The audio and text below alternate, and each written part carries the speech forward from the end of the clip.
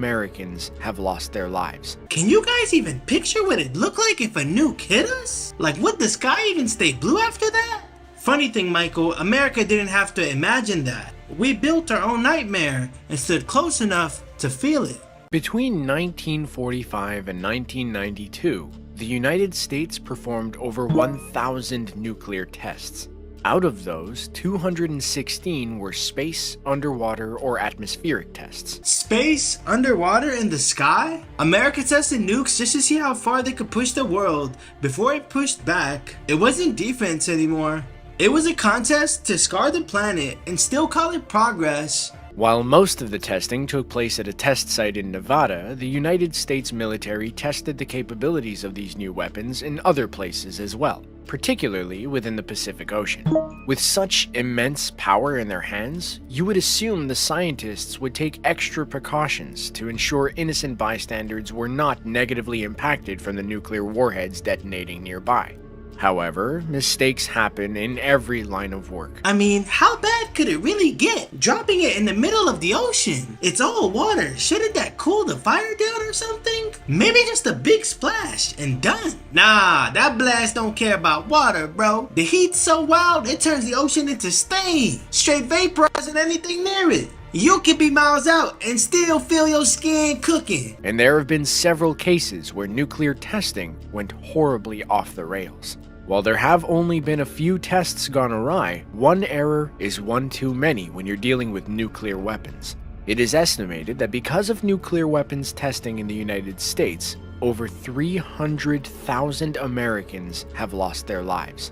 300,000 Americans gone instantly, and not from war, but from testing alone. People who never held a weapon ended up paying the price for the ones who did. On March 1st, 1954, a group of military officers, scientists, Marshall Island natives, and fishermen gathered on a small island to witness the testing of a new nuclear weapon. The testing was codenamed Castle Bravo, and its impact almost led to the deaths of them all.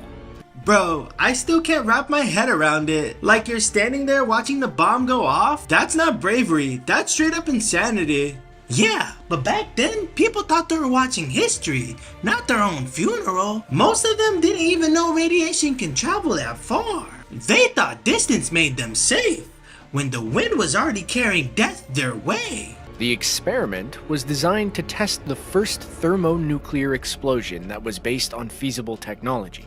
The goal was that this research would result in a deliverable H-bomb. The team designed a prototype wet fuel bomb that was based on the Ivy Mike weapon designed just a couple of years earlier. The bomb in question weighed 30 tons, despite only measuring 5 feet wide and 24 feet long. 30 tons? Fam, that ain't a bomb. That's a whole goddamn apartment complex. They built it just to flex. A weapon so massive, it never even left the lab. Like power for the sake of ego, not defense. However, this bomb simply wasn't practical, which is why, for Castle Bravo, they used dry fuel consisting of lithium deuteride, which is solid and more lightweight. Scientists estimated that Castle Bravo would yield an explosion of roughly 5 megatons. With this in mind, they based where the safety zone would be, where people could watch the explosion and remain a safe distance away. I've always wondered, how do you even know if a bomb's a megaton? What, somebody just guesses it when it goes off? That sounds impossible to measure. They figured out from what the blast actually does, how far the shockwaves travel, how bright the flash gets, even the ground vibrations it leaves behind. Every one of those clues tells them how much energy went off. And that's how they nailed the megaton count. Castle Bravo was set to go off at 6:45 local time, and from the second it detonated, onlookers knew something had gone terribly wrong. The nuclear explosion produced an overwhelming flash, even brighter than what scientists expected from nuclear blasts. The blast was so bright that men were able to see their bones appear as shadows through their own flesh. Man, I don't even want to imagine that kind of pain. If that flash was bright enough to show your bones through your skin, that he had to feel like your whole body was being cooked alive. Skin melting before you even had time to scream. That ain't light. That's death disguised as daylight. Blinding light made its way through every crack and pinhole within the secured facilities. The thermal radiation from the blast was far more intense than they were anticipating. Sailors on Navy ships over 30 miles away were reported as saying that it felt like a blowtorch was being directed right at their bodies. I really wonder, if you're 30 miles out, how long before that heat hits you? Not long at all, maybe 2-3 seconds. At that range, the heat will hit you before the sound ever could. The subsequent shockwave destroyed buildings far outside the calculated damage zone. The fireball forming from the explosion measured at roughly 4 miles in diameter and rose over 130,000 feet above sea level.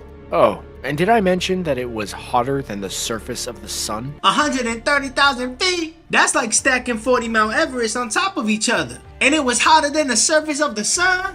Ain't no way, dog. That's not heat. That's straight erasure. Like the air itself decided nothing gets to exist anymore. Men who fought valiantly in World War II fell to their knees and began to pray.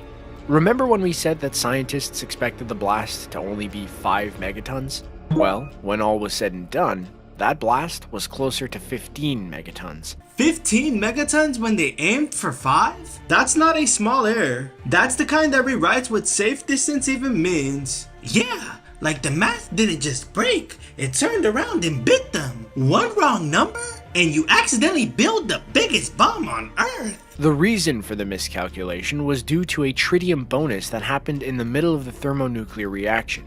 Cascading neutrons in the bomb turned the lithium-7 isotope into a mix of tritium and helium. And if you know nothing of thermonuclear dynamics, then you should know that tritium creates extreme energetic fusion. This blast was 1,000 times greater than the atomic bomb dropped on Hiroshima. It's simple chemistry gone rogue. The lithium reacted in ways they didn't predict, creating extra fuel mid-blast and turning 5 megatons into 15. And just when everyone in the vicinity thought they were safe, there was the matter of the nuclear fallout. Meteorologists expected the fallout to blow away from all inhabited areas. Instead, the opposite occurred, with a radioactive cloud blowing the fallout toward the population. It rained down on nearby ships as well as United States service members stationed on Rongerik Island. Bro, imagine standing there thinking the danger's over, and the sky starts sprinkling white dust. Looks harmless, but you're breathing in poison you can't even see. That's absurd. Yeah, I bet half of them didn't even think twice about it either. Probably thought it was just ash or rain. They didn't even know the snow was killing them while it fell. The fallout also made its way to a Japanese fishing vessel where one man died from radiation exposure, resulting in an international disaster between the US and Japan. More so, Marshall Island natives had to leave the only home they had ever known because the radiation was leading to increased cases of thyroid cancer as well as birth defects. Leaving your home is one thing, but leaving it because the air itself gave you cancer? That kind of radiation has to at least cause stage 2 or stage 3 cancer. You don't recover from that. You just wait to find out which part of your body quits first. They returned briefly, but had to evacuate again due to fears of lingering radiation, and they never went back. Fallout continued in the form of extensive legislation to limit further testing of nuclear weapons. In 1963, the US passed the Limited Test Ban Treaty that outlawed any further atmospheric testing of nuclear weapons. I wouldn't be surprised if taking it underground didn't change much. You can bury the bomb, but that radiation is still gonna crawl its way out somehow. You're absolutely right, Delonte. The stuff doesn't stay buried. It seeps into the soil, the water, everything. You'd think it's contained, but give it time and it creeps back up through the food, the rain, and even the air people breathe. In 1990, Congress passed the Radiation Exposure Compensation Act, which stated that the Justice Department would offer a one-time payment of $75,000 to any and all atomic veterans for nuclear testing-related illnesses. Surprisingly, records show that only about 3% of such atomic veterans have ever filed for a claim. No amount of money can fix damage like that. You can't put a price on lives that never got the chance to heal. Maybe the reason only 3% claimed it is because the rest didn't live long enough to. It seems as though the United States killed more of its own people to develop these weapons. The government has taken steps to reduce the number of people exposed to radioactive materials. Additionally, there was some blind luck associated with reducing the number of poisoned individuals. A great deal of nuclear testing occurred in Nevada, which had a low atmospheric dispersal rate, meaning the fallout was less likely to make its way to nearby communities. Nevada might have looked perfect on paper. Dry air, open land, and no cities for miles? But radiation doesn't need a crowd to find victims. One shift in wind, and the test site turns into a delivery system. And the frightening part? Most of the time, they didn't even know the wind changed. You could be hanging laundry 50 miles out and never realize you were breathing in the test. The government was actually looking at other testing facilities before it decided on Nevada, and it turns out that decision could have saved hundreds upon thousands of lives.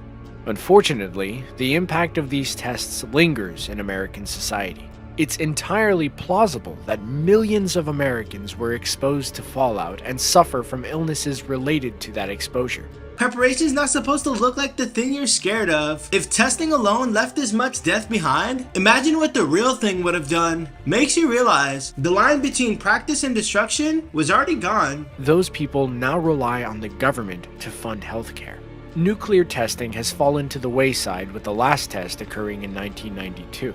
This was due to the adoption of the Comprehensive Nuclear Test Ban Treaty that was created by the United Nations General Assembly. This treaty bans all nuclear explosions for both military and civilian purposes. Kinda wild. The same minds that had to build the bomb also had to build the hospitals to treat its aftermath. Progress and pain came from the same blueprint. Dog, it took a whole treaty just to stop blowing up the planet. Like we really needed paperwork to prove we finally learned what enough feels like? Shaking my head.